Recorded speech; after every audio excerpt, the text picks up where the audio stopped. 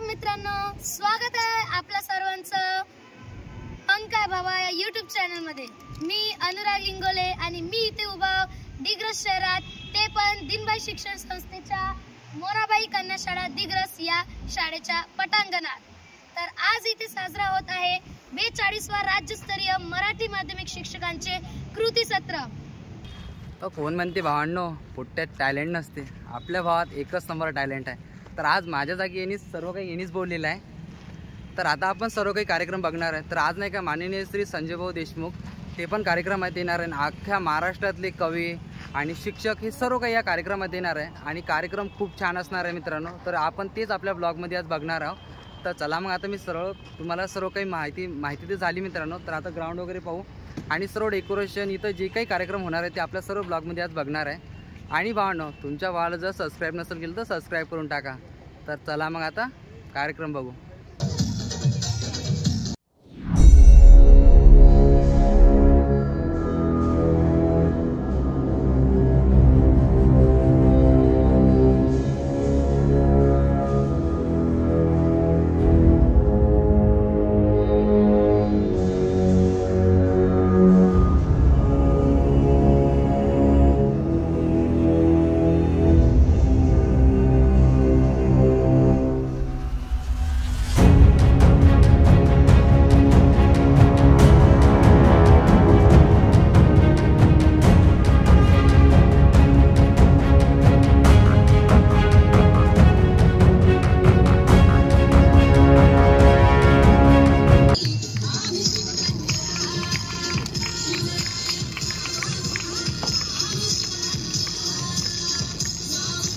दुर्योधन आणि कौरव दुःशासनाच्या रूपानं पावला पावलावर भेटतोय, म्हणून तुझ्यातली अग्नी कधी भिजलेली नाही।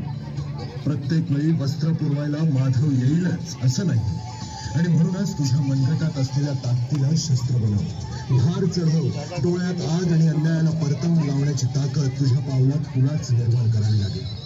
तू सरस्वती लक्ष्मीचं रूप आहेस, पण कधीतरी दुर्गा आणि चंडीचं रूप बनून हपापलेल्या नजरांसमोर पाय घट्ट रोवून काळ बनून उभं राहिलं पाहिजे ते तुलाच। वासनांध आणि पुरुष प्रधान वृत्तीला रोखण्यासाठी आणि त्यांना ठोकण्यासाठी।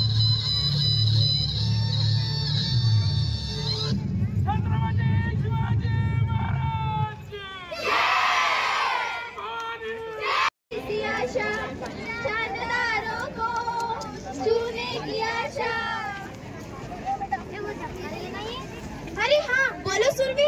मोबिता, तुम्हें पता है हमारा रिजल्ट डिक्लेयर हो गया है। अरे हाँ, तो जल्दी फोन रख, मैं अब भी देखती हूँ। यस, मैं तो पास हो गई। माँ, पापा कहाँ है आप? क्या हुआ बेटा?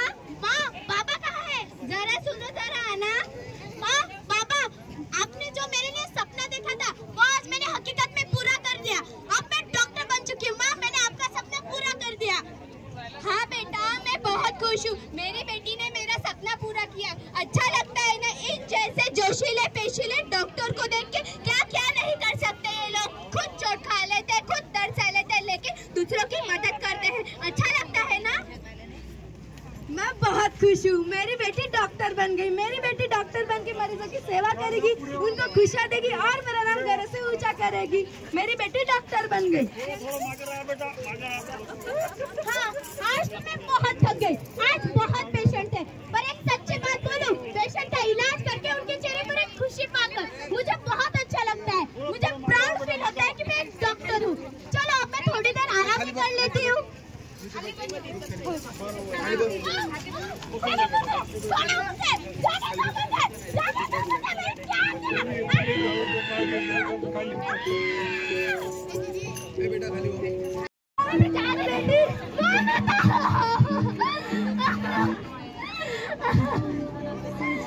गलती थी मेरी बेटी की? क्या किया था मेरी बेटी ने?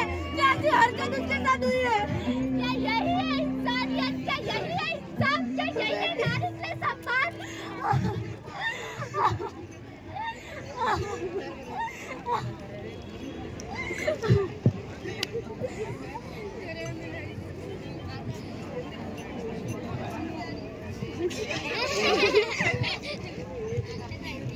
मोमिता, आप सब तो उसे पहचानते होंगे। ये नाटिका मोमिता की जिंदगी पर आधारित है। जो लड़की जिसके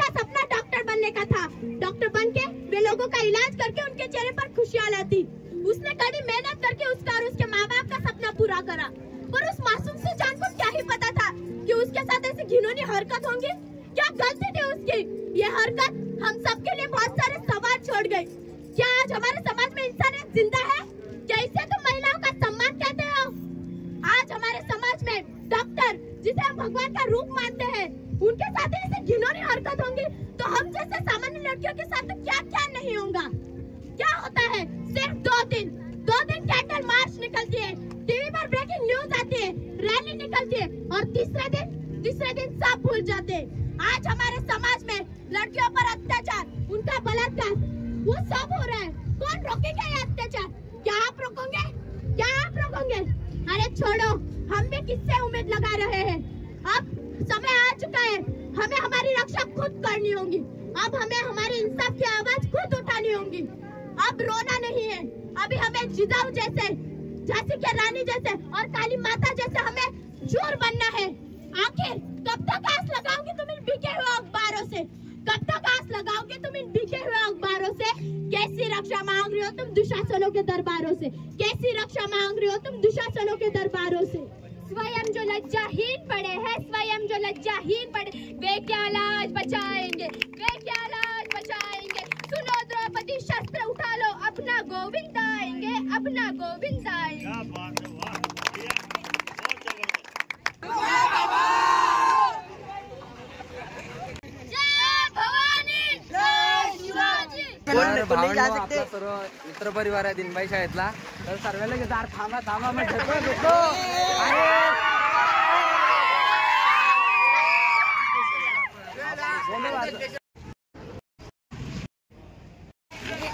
टी-शर्ट पड़ गई।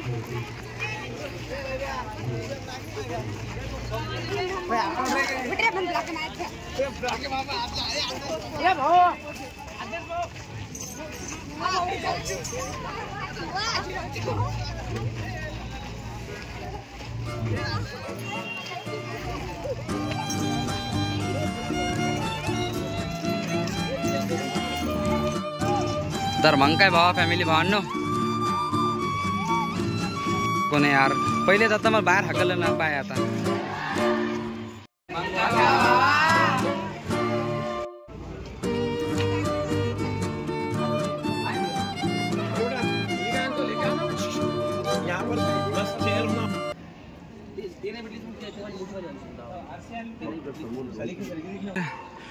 तर मित्रांनो, आता जी तुम्ही संत श्री ज्ञानेश्वर महाराजांची जे रांगोळ बघितली ना, ते या तिन्ही दादांनी काढलेली आहे।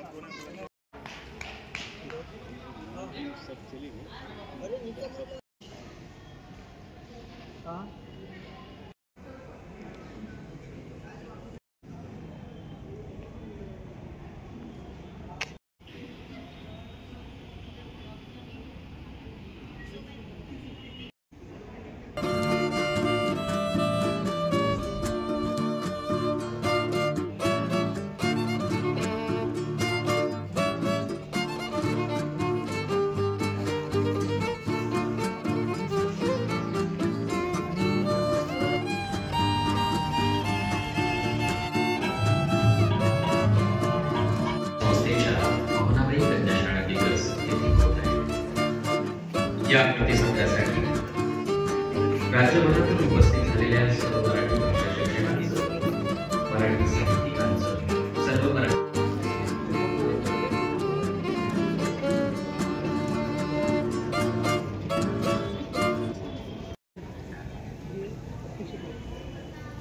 स्वागत।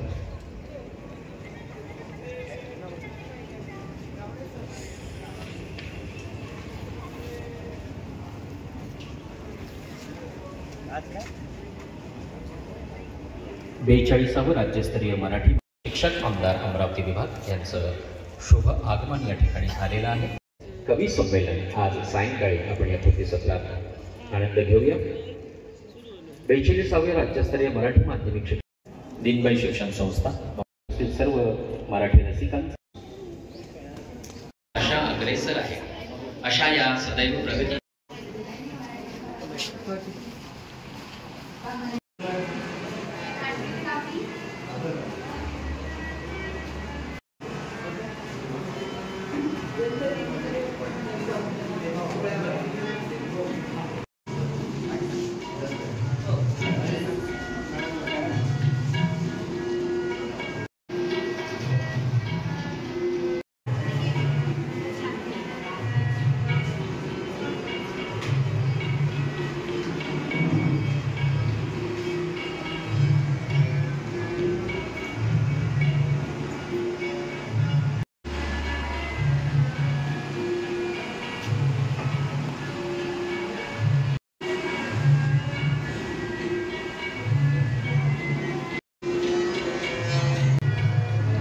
ना इथं एकदम बेस्ट फूड डिझाईन सब.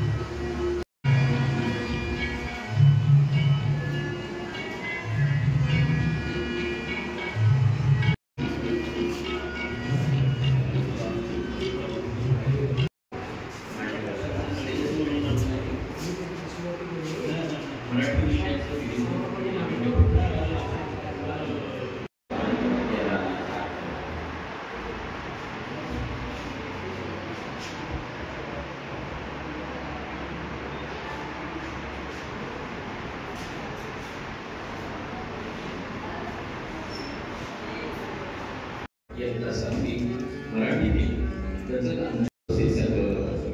मांडवांचं मनपूर्वक स्वागत. या कार्यक्रमासाठी साकार आणलेल्या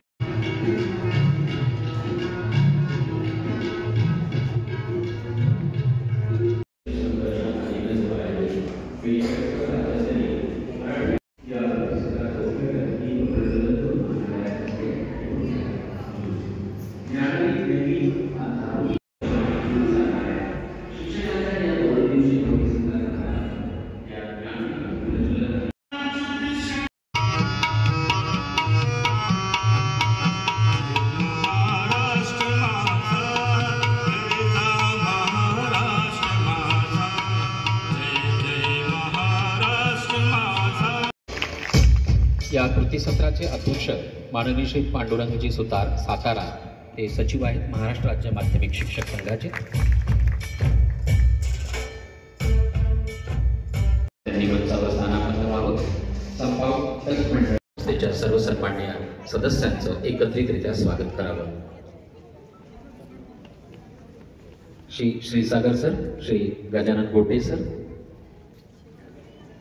आपणास विनंती आहे की आपण सर्व सन्माननीय महोदयांचा मंचावरील स्वागत करावं. महाराष्ट्र साहित्य व संस्कृती, महाराष्ट्र मराठी माध्यमिक शिक्षक संघ राज्याचे पदाधिकारी ज्ञानेश्वर शिरभैया चंद्र, सहसंपादक सोलापूर सुभाष कवडे सांगली, रामचंद्र धर्मसाले सोलापूर आणि जयराम संस्थेचे उपाध्यक्ष सन्माननीय मीनाताई पाटील, सत्यनारायणजी मणियार, डॉक्टर अभय पाटील, श्री रघुराम.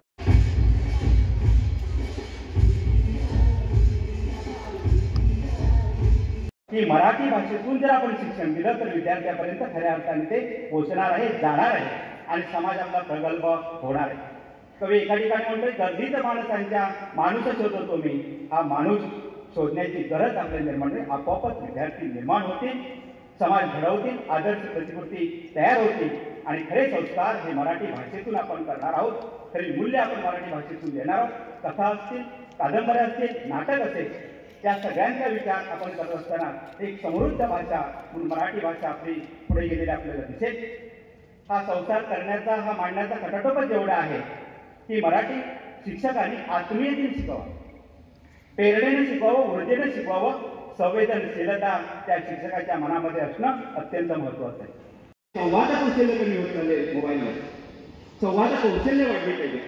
मग अशी भोजनाच्या वेळी इतकी सुंदर वाक्य तिथे आपण लिहिलेलं होतं, त्यांना टाकू ना पोटभर खा, हे वाचून बरं वाटतं, ही माझी मराठी आहे, आपण कुठे बोलतो आहोत ते तिथे आपल्याला